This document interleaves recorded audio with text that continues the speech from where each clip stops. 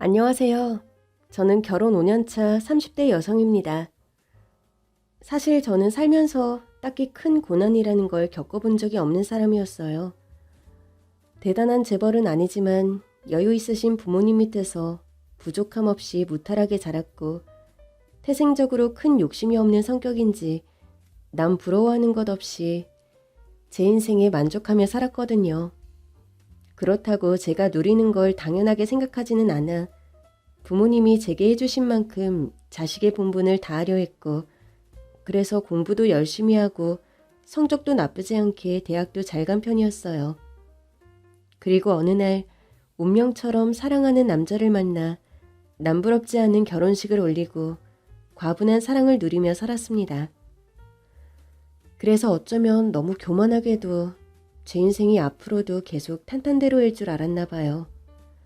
하지만 그런 제게 어느 날 갑자기 너무나 큰 불행이 찾아왔고 그 일로 저는 오장육부가 끊기는 듯한 고통을 느끼며 참 힘든 시간들을 견뎌야 했습니다.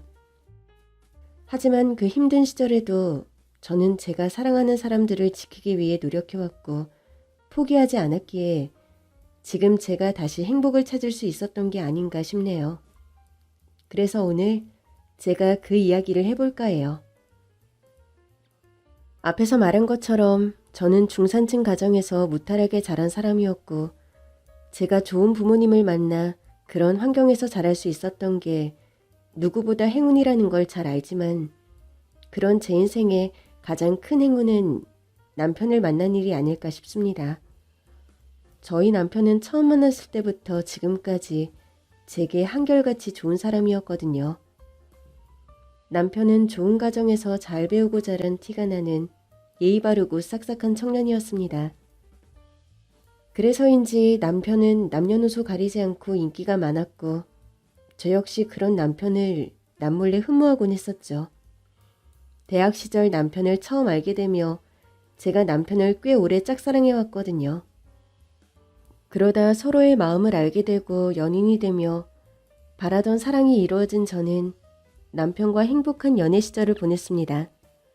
그렇다고 대단한 데이트를 한 건 아니었지만 저는 그냥 남편과 있는 시간이 늘 행복했어요. 한겨울에도 쌀쌀한 바람 맞으며 붙어있는 게 좋았고 물 한 병 들고 걸어만 다녀도 그냥 웃음이 나고 즐거웠죠. 특별한 이유 없이 그냥 같이 있으면 즐겁다 보니 이 사람과 결혼을 하면 얼마나 행복해질까 궁금하더라고요. 그렇게 어느 순간부터 자연스럽게 결혼을 약속하게 되었고 결혼 얘기를 진지하게 시작하고서야 남편의 집안 사정을 알게 되었어요. 남편이 대학 시절부터 워낙 알뜰살뜰하게 살고 성적 장학금 받고 아르바이트까지 하면서 검소하게 지냈던 탓에 저는 남편의 집안 형편이 어떤지 잘 알지 못했어요. 남편의 형편이 어렵다고 해서 만나지 않을 것도 아니고 그때는 그런 게 전혀 중요하지도 궁금하지도 않았거든요. 그러다 결혼 이야기가 오가며 예비시댁에 인사를 드리러 갈 때가 되어서야 생각보다 부유한 남편의 형편을 알게 되었습니다. 알고 보니 시댁이 원래 대대손손 여유가 있었던 집안에다가 아버님께서 사업을 크게 하시는지 저희 집과 비교도 안 될 정도로 부잣집이더라고요. 저희 집도 전문직 하시는 부모님 덕에 여유가 없는 편이 아니었는데 시댁은 그냥 TV에 나올 법한 그런 부잣집이었어요. 어디가 끝인지 안 보이는 너른 마당에 벽돌 한 장 한 장 공들여 지은 듯한 그림 같은 집에 제가 그동안 알던 남편의 모습과는 새삼 차이가 나더라고요. 대학 시절 남편은 몇 년간 똑같은 셔츠를 입고 다니며 직접 아르바이트를 해서 용돈벌이를 할 정도로 보통 학생들과 다를 것 없는 학창시절을 보냈거든요. 심지어 돈 한 푼 허투루 쓰지 않으려 가계부까지 적는 꼼꼼한 모습에 젊은 친구들답지 않아 놀랐는데 그랬던 남편이 이런 부잣집 도련님이라는 게 선뜻 믿어지지 않았습니다. 집안 사정을 숨기려고 그랬던 건 아닌데 어쩌다 보니 내가 혜영이 너를 놀래켰나 봐. 놀랐으면 미안해. 작정하고 숨긴 건 아니니까 기분 나쁜 건 아닌데 좀 놀라기는 했어. 나는 그동안 오빠가 워낙 열심히 달려와서 꼭 자수성가해야만 하는 이유가 있는 줄 알았거든. 내가 오빠가 고생하는 걸 오랫동안 봐왔잖아. 학교 다닐 때도 아르바이트 다니면서 성적 장학금 받겠다고 코피 쏟으며 공부하고 지금 회사 들어가려고 스펙 쌓느라 힘들었던 것도 알고 면접 준비하고 자소서 쓰는 거 내가 다 봤잖아. 그래서 생각을 못했나 봐. 보통 오빠 정도 집안이면 그렇게까지는 안 하니까. 그리고 사실 이 정도면 부모님 덕 보면서 편히 지낼 수도 있는 건데 말이야. 어렸을 적부터 알던 친구들 보면 그런 애들이 없는 건 아니야. 믿을 구석이 있으니 뭐든 적당히 하고 성적 안 돼도 유학 다녀오고 굳이 취직 안 해도 먹고 살 걱정 없는 애들 내 주변만 해도 꽤 많거든. 근데 나는 그렇게 살고 싶지가 않더라고. 내가 운이 좋아서 이런 여유를 누릴 수 있는 건 전부 아버지 덕분인 거잖아. 나는 우리 아버지가 힘들게 이루신 것들을 내가 당연히 누려야 하는 거라고 생각해 본 적 없어. 이 여유는 전부 아버지 몫이고 나는 내 힘으로 해내야지. 솔직히 주변에서 너는 인생 걱정 없겠다며 쉽게 생각하는 것도 듣기 싫고 그래서 더 보란듯이 열심히 살았던 것도 있는 것 같아. 아버지 그늘 뒤에 숨어 편히 사는 것보다는 좀 고생스럽더라도 내 힘으로 이뤄내고 싶었거든. 그게 내가 만들어가는 내 인생이니까. 그렇다고 나만 그렇게 사는 것도 아니고 다들 이렇게 사는 거 알다 보니 나만 유별나게 별로 힘들다고 생각해 본 적 없거든. 남편은 아버님이 이루신 것으로 자신이 이득을 볼 수는 없다며 혼자 힘으로 노력하는 사람이었습니다. 덕분에 회사에서도 인정받았고 그 모든 걸 당연한 노력이라 생각하는 사람이었죠. 그렇게 저희 남편은 아버님 덕을 보기보다 평범하게 회사 생활하는 걸 만족했지만 사실 시아버님은 하나뿐인 아들이 회사를 물려받기를 원하셨어요. 남편도 그런 아버님의 마음을 알지만 자신은 그럴 만한 그릇이 못 된다며 마다했더라고요. 그래서인지 저희가 결혼 준비를 하면서 아버님이 제게 남편을 설득해달라고 부탁하시더라고요. 혹시 남편이 제 말은 듣지 않을까 싶으셨던 거죠. 시부모님에게 다른 자식이 있는 것도 아니고 3대 독자 외동아들이 회사를 물려받지 않으면 공들여 키우신 노력이 모두 물거품이 될까 아버님이 걱정이 많으셨어요. 그렇다고 저희 남편이 아버님 회사에 누가 될 만한 사람도 아니었고 오히려 하기만 한다면 아버님께 누가 되지 않으려 누구보다 더 열심히 회사를 일으킬 사람이었죠. 그 점을 아버님도 잘 아시기에 남편을 설득하고 싶어 하셨던 거고요. 그런 아버님을 모른 척할 수 없었던 제가 남편을 설득할 수밖에 없었고 결국 남편이 고집을 꺾고 아버님의 뜻을 이어받기로 결심했습니다. 하지만 그냥 사장직에 오를 생각은 없다며 경력직으로 이직을 하며 차근차근 단계를 밟아나갔어요. 대기업 다니던 남편이 중소기업인 아버님 회사로 이직을 한 것이 오버스펙이었기에 직원들은 처음에는 남편이 사장님 아들인 것도 몰랐어요. 그리고 열심히 일하며 결과로 실력을 보인 덕에 결국 사람들의 인정을 받을 수밖에 없었죠. 그렇게 결혼 후 아버님 회사 일을 도우며 누구보다 열심히 살던 남편은 뭐든 열심히 하는 모습처럼 남편으로서의 도리도 정말 열심히 했습니다. 연애 시절 다정하던 그 모습 그대로 결혼해서도 변치 않던 남편이었거든요. 사뭇 차갑고 무뚝뚝해 보이는 외모와 달리 정말 애교 많고 다정한 남편 덕분에 저희는 여전히 깨가 쏟아지는 금슬 부부였어요. 그리고 남편은 제 말이라면 껌뻑 죽는 애처가였죠. 오죽하면 아버님도 꺾지 못하셨던 남편 고집을 제가 꺾은 것을 보고 시부모님도 놀라시더라고요. 그래서인지 남편은 시부모님 앞에서도 서스럼 없이 저를 대했고 시댁에서도 제가 손 하나 까딱하지 못하게 하는 바람에 가끔은 시어머니 앞에서 괜히 민망하고 머쓱하기도 했습니다. 그리고 시어머니는 그런 남편의 모습을 왠지 못마땅해 하시는 듯했죠. 어휴, 저 팔불출 또 저러네.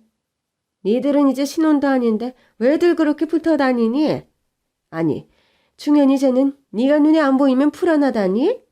왜 맨날 똥마려운 개마냥 안절부절 못하는지 원. 중현 씨가 원래 좀 그렇잖아요. 제가 애도 아닌데 걱정이 되나 봐요. 걱정도 정도껏 해야지. 내가 너를 잡아먹는 것도 아니고 심부름 좀 시키려는 것도 못하게 맞고 나서니 내가 내 며느리도 편하게 대하지를 못하겠다 얘. 아유, 어디 며느리가 상전도 아니고 부담스러워 말이라도 붙이겠니? 죄송해요 어머니. 중현 씨가 좀 주책이죠? 아니 그냥 주책 정도야? 저 정도면 어디 가서 모자라다는 소리 듣지. 나는 쟤 하는 짓 보고 어디 나 살아도 빠진 줄 알았다. 아무리 치 마누라가 좋다 그래도 저렇게 주책맞게 유난 떠는 게 맞는 일이니? 아휴, 푼수도 저런 푼수가 없지. 근데 넌 저런 게 좋니? 나 같으면 맨날 쫓아다니고 따라다니면 숨막혀서 같이 살기 싫겠다. 아니, 너는 어디 모자란 것도 없는데 왜 우리 충현이랑 결혼을 했어? 차라리 더 잘나고 좋은 남자 만나지. 예? 오빠가 가끔 너무 과해서 싫었을 때가 있긴 있죠. 근데 그래도 좋아서 그러는 걸 어떻게 싫어해요. 그리고 오히려 제가 오빠한테 많이 부족하지. 오빠가 어디 가서 모자랄 소리 들을 사람은 아니에요. 그러니까 너무 그렇게 걱정 안 하셔도 돼요. 아휴, 아휴, 밖에 나가서 부모 망신이나 시키지 말아야 할 텐데. 저희 남편이 저를 너무 사랑하는 나머지 좀 유별스러운 점이 있기는 있었어요. 하지만 그래봐야 자상한 남편의 모습일 뿐이었고 어디 가서 실없다 소리 들을 정도는 아니라 생각했는데 어머니는 그런 아들의 모습들이 보기 불편하신지 저렇게 불만스러운 말씀들을 자주 하곤 하셨습니다. 남편에게 대놓고 주책 부리지 말라며 혼도 내시고 남들 앞에서도 푼수짓 떨지 말고 부모 망신 시키지 말라며 야단을 치시더라고요. 그럼 남편은 그저 조용히 있고 아버님께서 괜히 머쓱하신지 시어머니에게 젊은 애들 금슬이 부럽느냐며 농담을 하시며 시어머니 기분을 풀어주곤 하셨죠. 솔직히 저는 그게 그렇게 화를 내실 일인가 싶어 당황스러웠지만 어른들 보시기에는 껄끄러울 수 있겠다 싶었습니다. 원래 보통 시어머니들은 아들 사랑이 특별하시잖아요. 거기다 저희 남편은 외동아들이다 보니 어머니 입장에서는 곱게 키운 아들 하루아침에 며느리에게 뺏긴 것 같아 속상한 마음이 드실 수도 있을 거라 생각했어요. 하지만 시간이 지나며 여러 번 비슷한 일을 겪다 보니 이게 그냥 흔한 시어머니 마음은 아닌 것 같다 싶더라고요. 어머님 행동이 그냥 며느리를 질투하시는 게 아니라 당신 아들이 정말 못마땅하신 듯 제 앞에서까지 남편 흉을 보셨거든요. 근데 너는 제가 정말 좋아서 같이 사는 거니? 예? 그쵸. 당연히 좋아서 살죠. 저런 애가 정말 좋아? 저런 애가 어디가 좋니? 아니, 집에 돈 있는 거 말고 충현이 제가 뭐 볼 게 있다고? 아휴, 너는 남자 보는 눈 참 없다. 어머니, 괜히 제 앞에서 아들 자랑하기 민망하셔서 그러세요? 중현 씨가 볼 게 왜 없어요. 얼굴도 잘생겼고 키도 훤칠하고 그리고 착하고 성실하잖아요. 애초에 저는 중현 씨 돈 보고 결혼한 거 아닌데요. 중현 씨가 땡전 한 푼 없는 남자였어도 저는 중현 씨랑 결혼했을 거예요. 너 그 말 진심이니? 아유, 말도 안 되는 소리. 너 내 앞이라고 괜한 소리 하지 마라. 거짓말 하려면 입에 침이라도 바르든가. 중현이 제가 잘났다는 얘기는 내 생전 처음 듣네. 옛날부터 쟤는 못난이 모지리로 유명했어. 저 얼굴도 나이 들어서 겨우 핀 거고. 어릴 적에는 얼마나 못났는 줄 아니? 어찌나 못생겼는지 내가 제 사진 찍어주기가 싫더라. 코도 낮고 눈도 쭉 째져서 못난 얼굴 괜히 찍으면 뭐하니? 필름 아깝게. 그래서 나이 들면 차라리 성형을 시킬까 했더니 지는 그런 쪽으로 컴플렉스가 없는지 그냥 생긴 대로 산다 그러대. 집에 돈이 없는 것도 아니고 부족한 곳 있으면 좀 메꾸고 꾸미고 살 것이지. 그놈의 고집을 영 안 꺾었어. 그래서 저놈 저거 결혼이나 할까 싶었는데 어디서 너같이 콩깍지 시내를 데려올 줄이야. 나 같으면 쟤랑은 같이 못 살 것 같은데 그러고 보면 너도 참 대단하다 대단해. 저는 시어머니의 말씀에 깜짝 놀랄 수밖에 없었습니다. 어머님은 남편이 볼 것 없고 못생겼다고 말씀하셨지만 사실 남편은 객관적으로 보기에도 호감형인 얼굴이었어요. 대단한 미남은 아니었지만 어디 가서 못났다는 소리 들을 정도는 아니었죠. 오히려 요즘으로 치면 훈남 정도 되는 얼굴이라 대학 시절에도 인기가 많았던 걸로 알거든요. 그러니까 시어머니가 말씀하시는 것처럼 못난 얼굴은 절대 아니었는데 그런데도 그런 남편이 어렸을 적부터 너무나 못생겼다며 사진첩도 들여다보기 싫다고 하시는 어머니가 저는 이해되지 않더라고요. 그것 말고도 어머니는 제 앞에서 남편용을 참 많이 보셨어요. 팔불출이라 푼수다, 못생겼다 뿐만 아니라 하다하다 남편이 밥을 먹는 꼴도 보기 싫다며 복스럽게 잘 먹는 남편 앞에서 돼지같이 식탐만 많다며 혀를 끌끌 차셨어요. 부모는 자식 먹는 것만 봐도 배부르다고 하던데 그런 모습들을 보며 저는 무척 의아했습니다.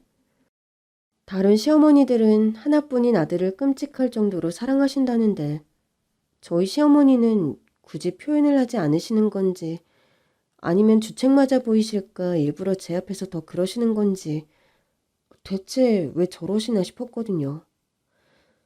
그런 모습들이 이상했지만 그냥 시어머니의 성격이 시니컬하신 줄만 알았고 설마 어머니가 아들을 미워하실 일 있겠냐며 대수롭지 않게 생각했습니다. 남편 얘기를 들어보니 원래부터 어머니가 엄하셨다더라고요. 어려서부터 어머니에게 혼도 많이 나고 칭찬 한번 받아본 적이 없었다는데 아무래도 귀한 외동아들이라 버릇이 나빠질까 걱정하신 게 아니겠느냐 하는 겁니다. 하긴 남편은 남부러울 것 없는 부잣집에 하나뿐인 자식이고 3대 독자라 주변에서 다들 우냐우냐 했었대요. 특히나 시할머님께서 살아생전 남편을 끔찍이 여기셔서 그 문제로 시어머니와 고부관계가 생기기도 하셨나 보더라고요. 가끔 시어머니가 돌아가신 할머님 얘기를 하실 때마다 치를 떨며 손주 사랑이 유난이다 하셨거든요. 남편이 그때 너무 사랑받아서 자기 잘난 줄만 알고 교만하다고까지 말씀하셨죠. 남편도 그런 연유로 어머니가 엄하신 줄만 알고 지냈다니 저도 그냥 그런가 보다 생각하며 시어머니를 이해하려 했습니다. 그렇게 조금은 이상한 시어머님의 걱정을 묻어두고 저와 남편은 여전히 사이좋은 부부로 몇 년째 신혼 같은 결혼 생활을 보내고 있었습니다. 아버님 회사 일을 돕던 남편은 그 사이 좋은 성과를 보이며 시아버님을 기쁘게 했고 이제는 웬만한 아버님의 업무를 전부 도맡아 할 정도였어요. 그렇다 보니 아버님도 남편을 더욱 믿고 일을 맡기셨고 남편이 그만큼 바빠질 수밖에 없었죠. 가끔은 남편이 주말에도 출장을 떠나며 너무 바쁜 탓에 외롭기도 했지만 가족 모두를 위한 일이라는 생각에 불평 한 번 없이 남편을 독려해 주었어요. 그러던 어느 날 아버님께 전화가 걸려왔습니다. 아버님이 저를 워낙 딸처럼 예뻐하시다 보니 안부도 자주 묻고 가끔 바쁜 남편 대신 맛있는 거 사주시겠다며 연락을 자주 하는 편이셨거든요. 그래서 원래라면 아버님의 전화가 아주 반가웠어야 할 건데 이상하게 그날따라 왠지 그 전화를 받고 싶지가 않더라고요. 뭐랄까 아주 불안한 마음이 들었달까요? 전화를 받지도 않았는데 그런 기분이 들어 무슨 일인가 싶었지만 그래도 아버님 연락을 무시할 수 없었어요. 그리고 그렇게 받은 전화로 저는 청천벽력 같은 소식을 듣고 말았습니다. 혜영아, 너 지금 집이냐? 네, 집이에요. 왜 그러세요, 아버님? 목소리가 많이 떨리세요. 무슨 일 있으세요? 혜영아, 놀라지 말고 내 말 들어라. 지금 옷 챙겨 입고 곧장 병원으로 와라. 내가 주소 보내줄 테니 차 몰지 말고 택시 잡아서 타고 와. 병원이라뇨? 아버님 어디 아프세요? 지금은 묻지 말고 그냥 얼른 와. 아버님, 왜 말씀을 제대로 안 해주세요? 저 무서워요. 설마 중현 씨한테 무슨 일 생긴 거 아니죠? 안 그래도 중현 씨가 아까부터 연락이 안 되더라고요. 출장 일찍 끝내고 돌아오겠다고 했었는데. 혜영아, 중현이가 말이다. 중현이가 사고를 당했어. 그게 무슨 말씀이세요? 중현 씨가 사고를 당했다뇨. 미안하다, 아가. 다 내 탓이야. 내가 갔어야 할 출장을 중현이 그놈을 보내는 바람에 돌아오는 길에 뺑소니 차량에 치여 사고가 났다는구나. 사고가 크게 났는지 차는 흔적도 없고 사람만 겨우 구한 모양이야. 나도 전화 받고 가는 중이니 우선 너도 빨리 오는 게 좋겠구나. 남편이 출장을 다녀오던 중 교통사고를 당했다는 얘기에 저는 정신을 잃을 것만 같았습니다. 분명 몇 시간 전까지 저와 연락하면서 여느 때처럼 맛있는 거 사들고 오겠다던 남편이었는데 그런 남편이 오던 길에 사고를 당했다는 것이 도저히 믿어지지 않더라고요. 그것도 하필이면 뺑소니라니 심장이 떨어지는 듯했죠. 게다가 평소에는 진중하고 침착하시던 아버님이 그렇게 정신없이 흐느끼시는 것을 보니 상황이 얼마나 심각한 건지 상상도 되지 않았어요. 순간 머릿속이 하얘지며 당장이라도 쓰러질 것만 같았지만 더 생각할 새도 없이 불이 나게 병원으로 달려가야만 했습니다. 그리고 그곳에서 저는 의식 없이 처참한 몰골로 누워있는 남편을 발견하게 되었어요. 대체 얼마나 다친 건지 입고 있던 옷은 형체도 알아볼 수 없을 정도로 닳고 찢겨 있었고 피를 많이 흘린 건지 하얗던 셔츠는 빨갛게 물이 들어 있었고 남편의 얼굴은 창백하더라고요. 거기다 온몸은 차량 파편에 찢겨 여기저기 너덜너덜 되어 있었고요. 얼굴은 대체 얼마나 다쳤는지 알아볼 수 없을 정도로 훼손이 심한 상태였어요. 상태가 어찌나 심각했던지 제가 순간 저희 남편 얼굴을 못 알아볼 정도였죠. 여보, 중현씨, 이게 무슨 일이야? 세상에, 여보, 어떡해, 죽지 마, 중현씨. 제발. 아가, 진정해라, 진정해. 중현이 이제 수술 들어가야 한단다. 수술 받고 나오면 우리 중현이 괜찮을 거야. 분명 그럴 게야. 남편은 응급환자로 이송되어 제가 병원에 도착하자마자 수술실에 들어가게 되었고 아버님은 그런 남편을 붙들고 우는 절 보며 괜찮을 거라 말씀해 주셨습니다. 아버님도 걱정되지만 그렇게 말씀하실 수밖에 없으셨을 거고 저도 당연히 그 말을 믿고 싶었지만 솔직히 말하면 상황은 너무나 최악이었어요. 다급한 의료진들의 모습에 더 불안해졌지만 저는 남편이 저를 두고 떠나지 않을 거라고 분명 다시 밝은 모습으로 일어날 거라고 믿고 싶었습니다.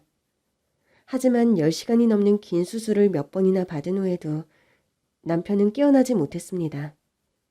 목숨만은 건진 것을 다행이라 말할 수 있는지 모르겠지만 남편은 겨우 숨만 붙어 있을 뿐 언제 깨어날지 모르는 혼수 상태에 빠졌습니다. 시아버지는 모두 당신 탓이라며 자책하다가 쓰러지시고 시어머니도 병원 떠나가라 울부짖으셨어요. 저도 현실을 믿지 못하며 하염없이 눈물만 흘렸죠. 그런데 그 와중에 언뜻 본 시어머니 얼굴이 이상하게도 눈물 한 방울 젖어 있지 않더라고요. 눈물이 앞을 가리는 중에 보게 된 그 모습이 저는 너무 충격적이었습니다. 아무리 무뚝뚝한 어머니셨다 해도 어떻게 자식의 생사 앞에 저리 초연할 수 있는지 믿을 수가 없었죠. 눈물 한 방울 흘리지 않고 울부짖는 소리만 내시는 시어머니가 낯설 정도로 이상했지만 사람이 너무 심한 충격을 받으면 현실로 받아들이지 못한다는 말을 들은 적이 있기에 저는 어머니도 그런 경우일 거라 믿고 싶었습니다. 하지만 아버님은 링거까지 꽂고 힘들어하시는 와중에 시어머니 혼자 병원 밥도 잘 드시고 멀쩡해 보이시는데 머리로는 시어머니를 이해하려 하면서도 마음은 받아들이기 힘들더라고요. 그런데 남편의 사고 소식에 뒤늦게 달려오셨던 고모님께서 혼자만 멀쩡한 시어머니를 보며 잔뜩 화를 내시며 충격적인 말을 하시는 겁니다. 저 몹쓸 것. 애가 다 죽어가는데 밥이 목구멍에 넘어간다냐? 아무리 그래도 키운 정이 있을 텐데 어떻게 지 혼자 멀쩡할 수가 있어? 우리 중현이가 살지 죽을지도 모른다는데 지 혼자 잘 먹고 잘 살고 있네. 나쁜 년. 우연히 남편 고모님의 얘기를 듣게 된 저는 깜짝 놀랄 수밖에 없었습니다. 키운 정이라면 어머니가 남편을 낳으신 게 아니라는 말인데 이게 무슨 소리인지 너무 황당할 수밖에 없었어요. 그래서 저는 놀란 마음에 아버님께 사정을 여쭤볼 수밖에 없었습니다. 그러자 아버님께서는 제가 고모님을 통해 사실을 알게 되었다는 것에 깜짝 놀라시며 한동안 당황해 하시더니 제가 몇 번이나 여쭤보자 그제서야 그간의 비밀을 털어놓으셨어요. 아버님, 고모님이 어머님더러 키운 정도 없다고 화를 내시던데 그게 대체 무슨 말씀이세요? 키운 정이라뇨? 그럼 중현 씨 낳은 게 어머님이 아니시라는 얘기신가요? 제발 사실대로 말씀해 주세요. 네? 미안하다. 이렇게 될 줄 알았으면 내가 중현이한테 처음부터 사실대로 말해주는 거였는데 내가 그동안 나 혼자 욕심에 너무 여러 사람을 힘들게 한 것 같구나. 사실 중현이 낳은 친엄마는 따로 있어. 그 사람이 내 전처였는데 안타깝게도 중현이를 낳다가 그만 세상을 떠나고 말았거든. 그래서 중현이는 태어나자마자 엄마를 잃고 나는 혼자 중현이를 키워야 했단다. 그 어린 것이 지 엄마 품에 한번 안겨보지도 못하고 얼마나 짠하던지. 나는 중현이에게 미안하기만 했어.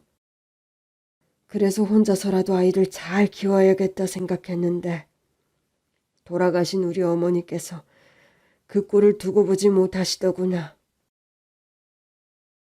나는 아직 죽은 집사람 떠나보내지 못해서 세상 가들 생각이 없다는데도 어머니가 애미 얼굴도 모르고 자랄 어린 자식이 불쌍하지도 않느냐며 재혼 자리를 소개해 주시는 거야.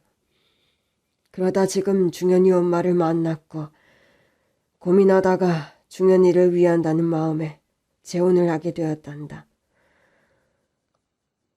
남편의 친어머니가 남편을 낳다 돌아가시자 아들이 혼자 자식 키우며 고생하는 것을 두고 보지 못하신 시할머니가 지금의 시어머님을 소개해 두 분이 재혼을 하게 되신 거였어요.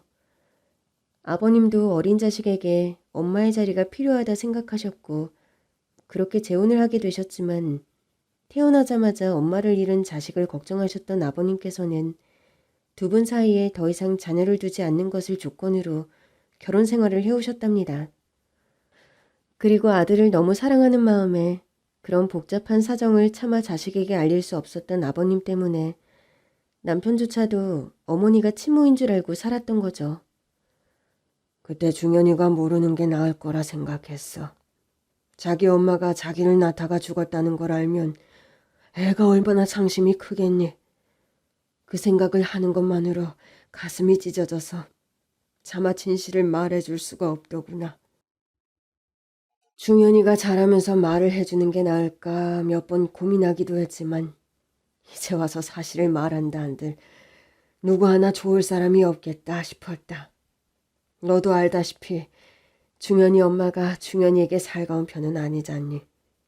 그러다 보니 중현이도 알게 모르게 상처가 있었을 텐데 그게 사실은 친모가 아니라 그랬다 생각하는 게 얼마나 고통스럽겠어.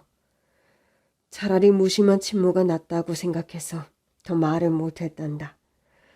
아니, 나라고 내 자식에게 무심하게 구는 아내에게 섭섭하지 않은 건 아니었지만 그 사람이라고 그러고 싶었겠나 싶더구나. 낳은 자식이 아니다 보니 친자식 같을 수는 없겠지. 그래도 그 사람 나름대로 엄마 노릇은 잘해줬어. 여자로서 자기 자식도 못 가지고 평생 남의 자식 키워준 것만으로도 고마울 일 아니냐. 그래서 가끔 섭섭하고 속상해도 말을 할 수가 없었다. 그런데 중현이가 이렇게 될 줄 알았으면 차라리 솔직하게 말해줄걸. 친모 얘기도 못 해줬던 것이 이제 와서 후회가 드는구나. 미안하다, 아가. 남편도 모르고 있을 진실을 듣게 된 저는 충격과 당혹에 아무 말도 할 수가 없었습니다. 그제서야 그동안 시어머니가 남편을 그렇게 대하셨던 게 이해가 갈 것 같더라고요. 아버님은 아무래도 낳은 자식이 아니다 보니 친자식 같을 수는 없었을 거라며 남편에게 애정이 없던 시어머니를 감싸셨지만 그런 아버님의 마음은 이해하면서도 그동안 시어머니가 남편에게 모질었던 것이 너무하다 싶었습니다. 아버님 말씀대로 친자식으로 키운 것만이 최선이었을지 의붓아들에게 무정하셨던 시어머니가 야속하기도 하고 그렇다고 키워주신 은혜를 모른 척할 수도 없으니 참 복잡한 심정이었어요. 하지만 그 후로는 저는 시어머니를 경계할 수밖에 없었습니다. 의붓아들이 생사를 오가는 중에도 눈물 한 방울 흘리지 않고 그동안 남보다 관심이 없던 시어머니가 정말 남편을 자식으로 생각하고 계실지 자연스럽게 의심이 들더라고요. 하지만 당장 남편이 언제 깨어날지 기약도 없는 와중에 그런 걱정이 무슨 소용이냐며 저는 다른 생각은 접어두고 오로지 남편을 살리는 데만 집중했습니다. 그렇게 저는 남편 곁을 떠나지 않으며 지극정성 간호했지만 저의 정성이 모자란 건지 남편은 손가락 하나 움직일 생각이 없어 보였어요. 그래도 희망을 잃지 않고 매일 남편의 몸을 정성스레 닦으며 남편이 눈을 뜨기를 기도했습니다. 혹시 제가 없는 사이에 눈을 뜨면 어쩌나 싶어서 화장실도 마음 편히 가지 못할 정도로 남편 곁을 지키곤 했었죠. 그런 저의 노력이 대단해 보였는지 평소 저희 일에 별 관심 없어 보이던 시어머니까지도 제 걱정을 하시더라고요. 제 대신 남편 간병을 해주신다면서 말이죠. 그런데 제가 뭐가 났던 건지 그런 시어머니를 믿지 못하고 진정성을 의심하게 되더라고요. 제가 남편의 출생 비밀을 알게 되었다는 걸 어머니는 모르고 계셨거든요. 너 그러다 쓰러지겠다. 중현이 걱정되는 마음은 알지만 너부터 건강 챙겨야지. 긴 병에 장사 없다는데 그러다 네가 먼저 어떻게 될까 걱정이다 얘. 그러지 말고 중현이는 내가 돌볼 테니까 너는 집에 가서 좀 쉬다 오고 그래. 이럴 때 시어머니 도움받고 그러는 거지. 너는 어쩜 유도리가 없니? 저는 괜찮아요, 어머니. 그렇다고 제가 어떻게 집에서 편히 있겠어요. 저는 차라리 남편 옆에 있는 게 더 편해요. 그러다 너마저 잘못되면 누구 고생을 시키려고? 그러지 말고 쉬엄쉬엄 해라. 너 없는 동안 내가 충현이 돌보면 되지 않니? 어쩌면 너보다 내가 더 잘할 수도 있지. 충현이는 내 아들인데 자식 간병 엄마가 해야지. 아니에요. 저야 아직 젊고 건강하지만 어머님은 연세도 있으시고 원래 몸도 약하시잖아요. 그리고 자식이 결혼을 했으면 아내가 간병하는 게 맞죠. 어머님 걱정은 이해하지만 저 정말 괜찮아요. 아휴, 너는 충현이랑 같이 살다가 고집까지 닮아버렸니? 애가 갑자기 왜 이리 고집을 부려? 그래, 사서 고생하고 싶으면 너 알아서 해라. 시어머니는 이러다 저까지 잘못될까 걱정된다며 제 대신 남편의 간병을 자처하셨지만 저는 그 의도를 의심할 수밖에 없었어요. 낳은 자식은 아니더라도 30여 년을 기르신 의붓아들을 설마 해코지 하시겠냐 싶었지만 어머니가 원래 남편이 아플 때에도 걱정하지 않으시던 분이라 제가 그런 시어머니에게 남편을 맡길 수가 없겠더라고요. 그래서 제가 좀 더 고생하더라도 제 손으로 남편을 돌봐야겠다 다짐하며 저는 더 열심히 남편을 간병했습니다. 그렇게 매일 병원에서 먹고 자며 남편 곁을 떠나지 않던 어느 날 새벽녘 시어머니에게 전화가 걸려왔어요. 예, 나다. 너 아직 깨어있지? 그렇죠 뭐. 내가 너 그럴 줄 알았다. 아휴, 여태 못 자고 아주 유난이다 유난이야. 아니에요. 아까 초저녁에 잠깐 쪽잠 자고 일어나서 괜찮아요. 너 밥은 먹으면서 하는 거니? 그러다 정말 너까지 아프면 날더러 어쩌라고 이리 걱정을 시켜. 네 남편의 시아버지. 이제 네 차례라 이거냐? 저 정말 괜찮아요, 어머니. 아무튼 지나가는 길에 병원으로 왔다가 네 생각이 나서 내가 휴게실에 너 먹을 것 좀 두고 왔다. 온 김에 네 얼굴까지 보고 가려고 그랬는데 아무래도 집에 네 시아버지 혼자 있을게 걱정돼서 급히 가봐야겠다. 그러니까 너 지금 휴게실 가서 도시락 챙겨 먹어라. 어차피 병실에서는 뭐 못 먹으니까 휴게실에서 편히 먹어. 너 없는 사이에 충연히 일어날 일 없으니까 괜한 걱정 말고. 알겠니? 자정이 넘은 시간에 갑자기 말도 없이 제 도시락을 싸우셨다는 시어머니의 전화에 저는 당황스러울 수밖에 없었습니다.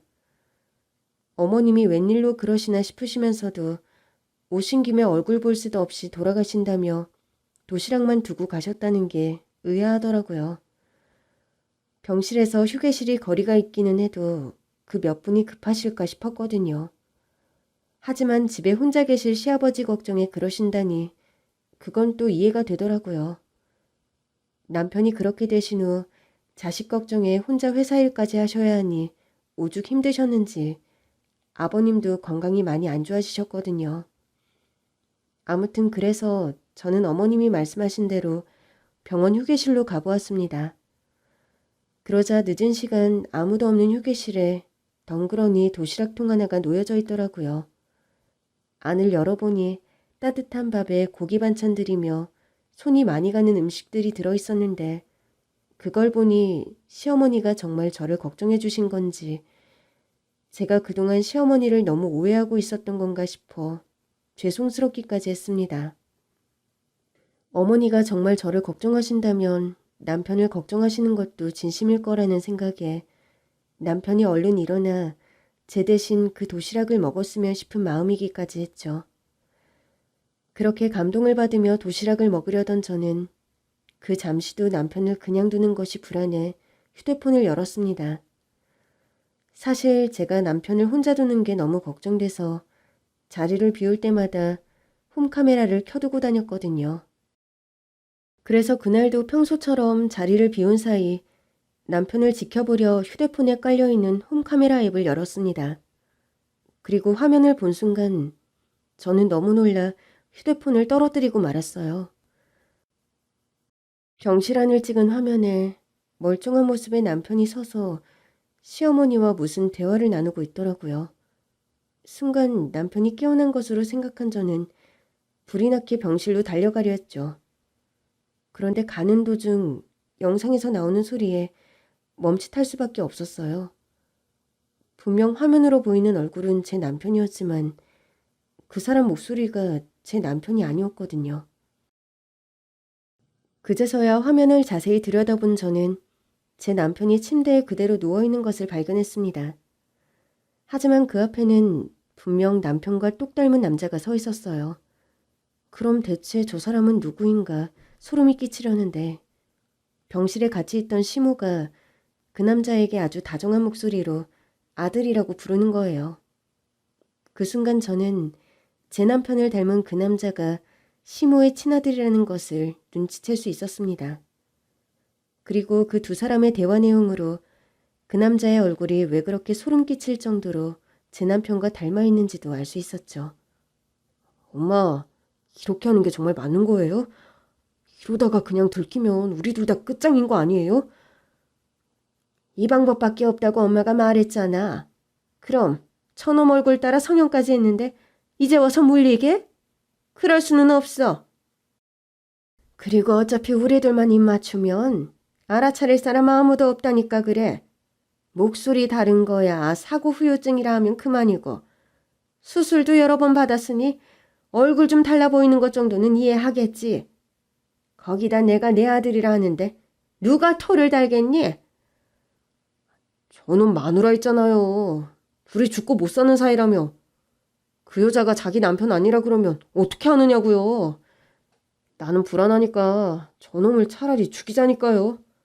애초에 어디 멀리 요양원에 숨겨놓는다는 게 쉬운 일이에요? 숨겨놓는다고 쳐. 그러다가 만에 하나 깨어나기라도 하면 그럼 그때 가서 우리 잘못이 다 밝혀지는 거잖아요. 그러니까 숨겨놓자는 거지. 요즘에는 돈만 주면 그런데 사람 가둬놓는 거 일도 아니야. 지가 뭐라고 우기던 정신병자라고 하면 그만이지. 뭘 할 수 있겠니? 그렇다고 우리 손으로 진짜 사람을 죽여? 그럼 일이 더 커진다 그랬잖아. 어차피 지금도 죽은 거나 다름없는 놈인데 우리가 직접 손댈 이유가 뭐가 있어? 그렇게 걱정할 것 없어. 그냥 엄마가 말한 대로 조용한 요양병원에 숨겨놓기만 하면 되는 거야. 의사도 가망 없다 그랬는데 이놈이 갑자기 살아날 확률이 얼마나 되겠니? 그냥 이대로 기다리기만 하면 알아서 죽어줄 거고 그 사이에 애 아빠가 먼저 죽고 말 거야.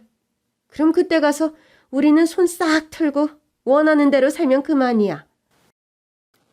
너는 그동안만 이놈 대신 이 집 아들 노릇 제대로 하면 되는 거고 이 집 재산 네가 다 물려받으면 되는 거야. 그러려고 성형까지 했으면서 이제 와서 왜 일을 자꾸 그르치려고 그래? 그르치려는 게 아니라 답답해서 그러죠. 왜 엄마는 매번 저한테 참으라고만 하세요? 나랑 아버지는 그 집 식구들 때문에 숨어 살았잖아요. 엄마 없이 외로웠을 나랑 아버지 생각은 해봤어요? 그러다 결국 아버지 먼저 돌아가시고 우리 둘만 남았잖아요. 그런데도 제가 계속 참아야 해요? 저 새끼 때문에 엄마도 모른 척하고 살아왔는데 그냥 다 없애버리면 끝날 일을 뭐하러 그러냐고요. 이게 가장 쉬운 방법이야. 내가 그 집 재산 너한테 주려고 얼마나 오랫동안 콩을 들였는지 아니? 나라고 너 떼어놓고 싶었겠니? 근데 다른 자식 생기면 유산 안 물려준다 그러는 걸 어떡해? 그래서 내가 너 하나 잘 되게 하려고 수십 년을 참고 살았어. 근데 왜 다 된 밥에 채를 뿌리려고 그래? 두 사람의 대화를 듣던 저는 너무나 끔찍한 대화 내용에 숨을 쉴 수 없었습니다. 알고 보니 시모에게는 오래전부터 내연관계의 남자가 있었고 그 사이에 낳은 자식이 있었던 겁니다. 처음에는 시아버지의 아이라고 속여 아이를 시아버지의 친자로 키울 생각이었지만 워낙 강경한 아버님 때문인지 계획대로 되지 않자 여태껏 친자식의 존재 자체를 숨겨왔고 시아버지가 돌아오시기만을 기다리며 유산을 탐내고 있었던 거죠. 그리고 저희 남편이 사경을 헤매는 사이 시모와 그 친자식이 시아버지 유산을 놓고 작당모의를 하고 있었던 거죠. 그러던 중 남편이 사고를 당하게 되며 유산을 물려받을 유일한 핏줄이 사라질 위기에 놓이자 그 자리에 자신의 아들을 바꿔치기 할 생각이었던 겁니다. 시모에게 친자식이 있었다니 그 사실도 믿어지지 않는데 그 친자식이 남의 얼굴로 성형까지 해서 제 남편 노릇을 대신하려 한다는 게 이성을 잃을 정도로 충격적이었어요. 그동안 시아버지와 남편을 기만한 걸로 모자라서 시아버지를 처리하고 그 죄를 제게 뒤집어 씌울 계획을 세우고 있었던 시모를 정말 찢어놓고 싶더라고요. 그런데 얘기를 듣던 저는 더 충격을 받을 수밖에 없었습니다. 제 남편을 그렇게 만든 인간이 바로 시모의 친아들이었거든요. 엄마 말처럼 그렇게 되면 좋겠지만 그게 말처럼 쉽지가 않을 거라니까요. 그 아저씨가 당장 죽는다는 보장도 없고 그러다 그 아저씨가 내가 자기 아들 아닌 거 알게 되면 어떻게 될지 불안하다고요. 내가 아무리 연기를 잘한다 한들 들키지 말라는 보장 없잖아요. 혼수 상태였다가 깨어나는 사람들도 없지 않다던데. 이러다 재수없이 틀어지면 그럼 나는 살인미수로 감방 가는 거라고요. 내가 음주운전에 뺑소니까지 했는데 형량이 1, 2년이겠어요? 거기다 저놈 죽으면 결국 살인죄잖아요. 그럼 최소 몇 년일 텐데. 나는 감옥살이는 죽어도 못해요. 그럴 바에 차라리 싹을 잘라버리는 게 낫다니까요. 그러지 말고 그 아저씨까지 죽여버리고 쟤한테 뒤집어 씌우자고요. 아니면 애초에 그 뺑소니부터 저 여자가 했다고 하면 다 될 일 아니에요? 내가 저놈 대신 살아서 증언하면 되는 거잖아요. 사고 당사자가 그렇다는데 누가 의심을 하겠어요? 아이고 그러게 이놈아, 왜 그런 실수를 해서 이 사단을 만들어? 내가 너 뺑소니범으로 몰리지 않게 하려고 얼마나 애썼는 줄 알아? 나야말로 너 감옥 가면 못 살아. 조금만 더 숨죽이고 있으면 엄마가 다 알아서 하겠다고 했더니 하필이면 그날 술 먹고 운전해서 저놈을 칠 게 뭐야. 사고를 내도 어떻게 이런 끔찍한 우연이 있니 글쎄. 아니요. 저는 이게 차라리 기회라고 생각해요. 이참에 잘된 거죠 뭐. 저 엄마 말만 믿고 숨죽여 산 지 벌써 20여 년이에요. 엄마가 있는데도 없는 것처럼 그동안 쥐죽은 듯 살기만 했다고요. 아버지랑 나랑 매번 엄마 그리워하면서 얼마나 비참했는지 알아요? 근데 만약 저놈이 계속 살았더라면 제가 몇십 년을 더 그렇게 살지 누가 알겠어요? 그러니까 그냥 이참에 다 처리해버리자고요. 저놈이나 저놈 와이프나 저놈 애비나 다 없애버리면 그만이라고요. 의붓아들인 저희 남편에게는 그리 야박하던 시모가 자기 친아들은 얼마나 챙기는지, 남편의 뺑소니범인 자기 자식을 숨겨주고 제 남편의 것을 뺏기 위해 성형까지 시킨 그 모성이 아주 눈물겹더라고요. 그래서 수십 년간 시아버지를 속이고 뻔뻔하게 두 집 살림을 했겠죠. 그래서 두 사람은 자신들의 오래된 계획이 쉽게 들킬 거라 생각하지 못했을 겁니다. 애초에 남의 얼굴까지 뒤집어 쓰고 거짓 인생을 살 생각이었으니 보통 사람들은 생각도 못할 일이겠죠. 그런데 하필이면 제가 변수가 되었던 거죠. 그렇게 두 인간의 끔찍한 계획을 알게 된 저는 그 자리에서 곧장 경찰을 불렀습니다. 그리고 경찰들에게 제가 찍은 영상을 보여주며 두 사람의 살인 계획을 알렸어요. 경찰들도 두 사람의 대화 내용이 기가 막혔는지 영장도 없이 그 자리에서 두 사람을 체포해 가더라고요. 하지만 재판이 어떻게 될지는 미지수였습니다. 미리 알아차린 덕에 남편이나 제게 신체적 위해를 가하지 않아 다행이었지만 혹시나 그런 이유로 가벼운 형량으로 풀려나면 어쩌나 걱정이 될 수밖에 없었어요. 하지만 다행스럽게도 제가 녹화한 영상이 증거로 채택되었고 시모의 친자식이 저희 남편을 뺑소니 친 증거까지 발견되며 두 사람은 그 죄질이 나쁘다고 하여 무기징역을 선고받게 되었습니다.